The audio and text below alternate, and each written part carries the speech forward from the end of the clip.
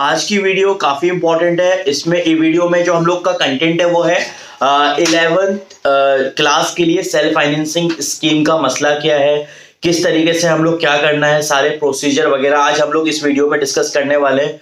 Because ये time ऐसा time है जिसमें बच्चे सेल्फ फाइनेंस के लिए भी सोचते हैं, तो हमें लगा कि इस वीडियो को लाना चाहिए सो दैट बच्चों को हेल्प मिल सके। अगर मैं बात करूं सेल्फ फाइनेंसिंग स्कीम के मोटिव की, कि इसके पीछे का मोटिव क्या था एमयू का, तो जो इसका मोटिव था वो ये था कि जो इंटरनल स्टूडेंट्स हैं जिन्होंने 9th-10th अपना अलीगढ़ मुस्लिम यूनिवर्सिटी से किया है एंड अगर वो किसी वजह से सिलेक्ट नहीं हो पाते हैं अपना, तो उनको इंटर्नशिप मिलनी चाहिए, उनको इंटर्नशिप मिली रहे, जिसकी वजह से हम ये जो सेल्फ फाइनेंसिंग स्कीम है ये लॉन्च की गई। यानी कि this self financing scheme is mainly for internal students. अब आपके दिमाग में ऐसा सवाल आ रहा होगा, क्या सर एक्सटर्नल स्टूडेंट्स इसको अप्लाई नहीं कर सकते? तो उस पर भी हम लोग अभी आते हैं, ठीक है। असल में होता क्या है, जब हमारा एमयू का इंट्रेंस होता है 11 का और उसके सारे चीजें सारे प्रोसेसेस कंप्लीट हो जाते हैं, टेस्ट हो जाते हैं, रिजल्ट्स आ जाते हैं, सिलेक्टेड स्टूडेंट्स का प्रोसीजर स्टार्ट हो जाता है और कंप्लीट हो जाता है और वेटिंग लिस्ट के जो बच्चे होते हैं उनका भी क्लियर हो जाता है। उसके बाद आपका सेल्फ फाइनेंस का फॉर्म आता है और उस सेल्फ फाइनेंस के फॉर्म को आपको फिल करना होता है, ठीक है। अब ये सेल्फ फाइनेंस का जो फॉर्म है या सेल्फ फाइनेंसिंग स्कीम जो है वो किन किन स्टूडेंट्स के लिए है, ठीक है, कौन कौन लोग इसके लिए एलिजिबल हैं, उनके लिए मैं बात करता हूं। तो बड़े गौर से सुनिएगा और एकदम एंड तक सुनिएगा। मैं किसी वीडियो में नहीं कहता आप एंड तक बने रहिए, ये वीडियो एंड तक आपके लिए इंपॉर्टेंट होने वाली है, इसलिए मैं आपसे कह रहा हूं आप इसको एंड तक सुनिए और बड़े अच्छे से सुनिए। और अगर कुछ आपको ऐसी चीजें लगती है जो आपको लिख लेनी चाहिए तो आप उसको लिख भी लीजिए। ये अभी सवाल ये था कि जो है सेल्फ फाइनेंसिंग स्कीम में कौन कौन बच्चा एलिजिबल है।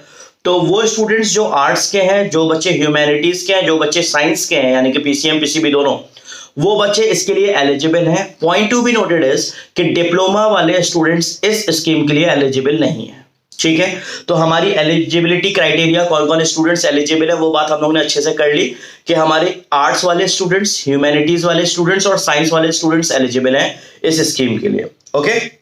उसके बाद अब ये जो होता है ना, इसमें क्या होता है, जब आपका मैंने जैसे कि अभी बताया इंट्रेंसेस के सारे खत्म हो जाता है मसला, उसके बाद आपका फॉर्म आता है और उस फॉर्म को तकरीबन प्रोसेस होने में 1 महीना लगता है। 1 महीने के बाद आपका एडमिशन वगैरह होता है, लिस्ट आती है, एडमिशन होता है। तो उसमें थोड़ा सा एक ड्रॉबैक किया जाता है कि जो आपके रेगुलर स्टूडेंट्स की क्लासेस स्टार्ट होती हैं 11th क्लास की, उसके कंपेरेटिवली जो सेल्फ फाइनेंसिंग स्कीम के जो स्टूडेंट्स हैं उनकी क्लास थोड़ा लेट स्टार्ट होती है, उनकी क्लास थोड़ा लेट स्टार्ट होती है।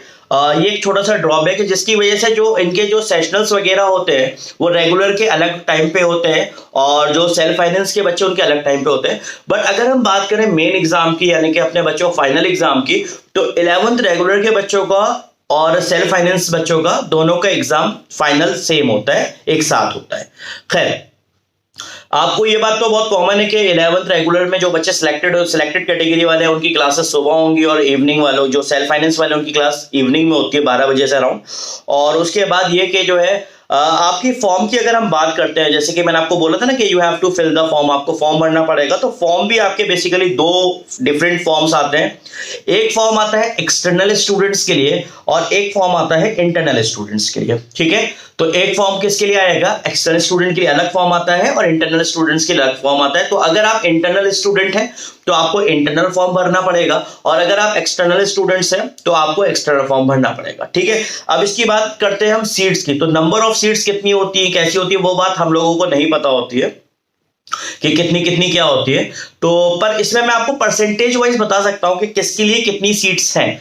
अगर मैं इंटरनल, जैसा कि मैंने आपको एकदम स्टार्टिंग ऑफ द वीडियो में बताया था कि ये सेल्फ फाइनेंसिंग स्कीम जो है बेसिकली इंटरनल स्टूडेंट्स के लिए है, मतलब इंटरनल स्टूडेंट्स को इंपॉर्टेंस मिलनी चाहिए। ऑब्वियस सी बात है, इंटरनल स्टूडेंट्स का मसला था, तो इंटरनल स्टूडेंट्स के लिए मेनली सेल्फ फाइनेंसिंग स्कीम थी, जिसकी वजह से जो इंटरनल स्टूडेंट्स के लिए सीट्स है वो 80% सीट्स हैं, यानी कि टोटल सीट्स का 80% इंटरनल स्टूडेंट्स के लिए है और रिमेनिंग 20% एक्सटर्नल स्टूडेंट्स के लिए है। इस बात को, ये पॉइंट इंपॉर्टेंट है, इस बात को मैं फिर से रिपीट कर दे रहा हूं कि इंटरनल स्टूडेंट्स के लिए 80% सीट्स हैं ऑफ टोटल सीट्स और 20% स्टूडेंट्स के लिए रिमेनिंग सीट्स हैं, वो 20% सीट्स एक्सटर्नल स्टूडेंट्स के लिए।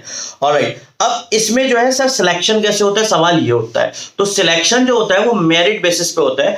क्या होता है, जब आपके सिलेक्शन प्रोसीजर कंप्लीट हो जाते हैं, सिलेक्शंस हो जाते हैं, तो उसके बाद जो स्टूडेंट्स रह जाते हैं उनकी मेरिट निकाली जाती है और उनकी मेरिट के बाद उसमें एक कैटेगरी चूज की जाती है। उसके दरमियान जो बच्चे आते हैं, फर्स्ट जो आपके स्टूडेंट्स आते हैं, उनके लिए ये जो है आपका सिलेक्शन हो जाता है। ठीक है, तो बेसिकली अगर हम बात करें तो मेरिट बेसिस पे इसमें सिलेक्शन होता है।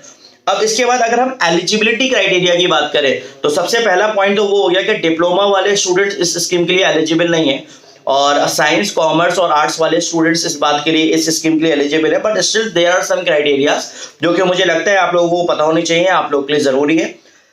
जो स्टूडेंट सेल्फ फाइनेंसिंग स्कीम का फॉर्म भरना चाहता है या सेल्फ फाइनेंसिंग स्कीम का फॉर्म भरेगा, उसके लिए पॉइंट सबसे ज्यादा इंपॉर्टेंट ये है, क्या उसने 11th इंट्रेंस जो हुआ था उस साल का, उसका पेपर दिया है कि नहीं दिया है। अगर आपने 2021 का 11th इंट्रेंस का पेपर दिया है और किसी वजह से आपका पेपर उतना अच्छा नहीं हो पाया और आप सेल्फ फाइनेंसिंग स्कीम के लिए अप्लाई करना चाहते हैं और आप साइंस, कॉमर्स या आर्ट्स के स्टूडेंट हैं, तो आप बिंदास अप्लाई कर सकते हैं।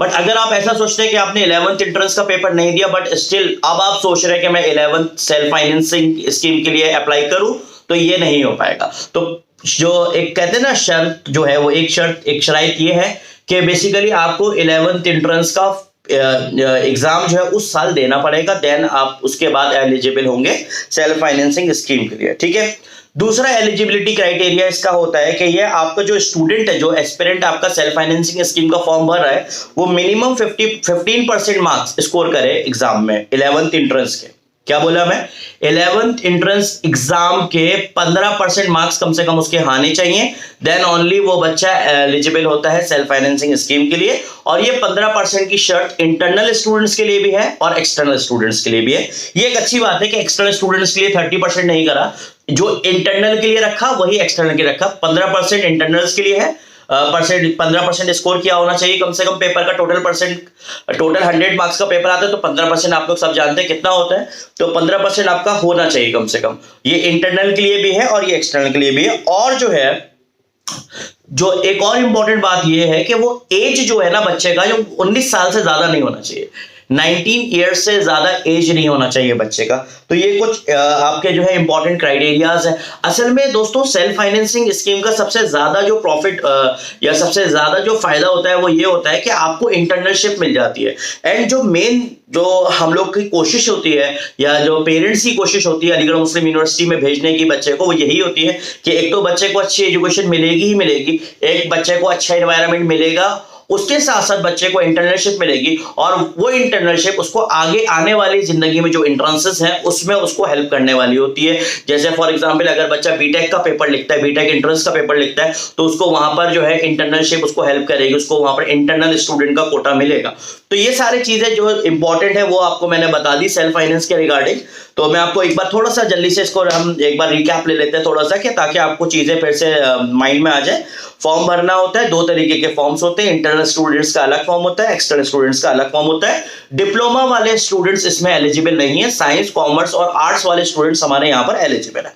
उसके बाद जो है 80% सीट्स इंटरनल स्टूडेंट्स के लिए रिजर्व होती है, 20% सीट एक्सटर्नल स्टूडेंट्स के लिए होती है, और मिनिमम परसेंट जो आपने स्कोर करना होता है 11th इंट्रेंस के एग्जाम में वो 15% है। अगर आपका 15% स्कोर है then you are eligible to fill the self financing scheme form. Okay, और सेल्फ फाइनेंसिंग स्कीम का मोटिव क्या था, इंटरनल स्टूडेंट को इंटर्नशिप मिलनी चाहिए। इस वजह से जो वो किसी वजह से अगर सिलेक्ट नहीं हो पाते तो वो सेल्फ फाइनेंसिंग स्कीम के थ्रू अपने आप सिलेक्शन ले सकते हैं। ठीक है, तो ये कुछ बातें थी। अगर इसके अलावा आपको सेल्फ फाइनेंसिंग स्कीम के रिलेटेड कुछ भी डाउट्स होते हैं तो आप लोग अपना कमेंट सेक्शन में मुझे कमेंट करके पूछ सकते हैं, मैं आपको श्योरली हेल्प करूंगा। और मुझे अगर ऐसा कोई डाउट दिखता है कमेंट सेक्शन में जिसपे एक और वीडियो बनानी चाहिए, तो उस वीडियो को भी हम बनाएंगे जल्द से जल्द, सो दैट आप लोगों का एकदम माइंड सेट हो जाए कि जो है सेल्फ फाइनेंसिंग स्कीम एक्चुअली है क्या और इससे हम किस तरीके से फायदा ले सकते हैं। ठीक है बच्चों, तो आई होप कि आपको वीडियो एकदम क्रिस्टल क्लियर होगी, एक एक चीज आपको समझ में आ चुकी होगी। और स्टिल अगर आपको डाउट होता है तो मोस्ट वेलकम, आप कमेंट सेक्शन में कमेंट करिए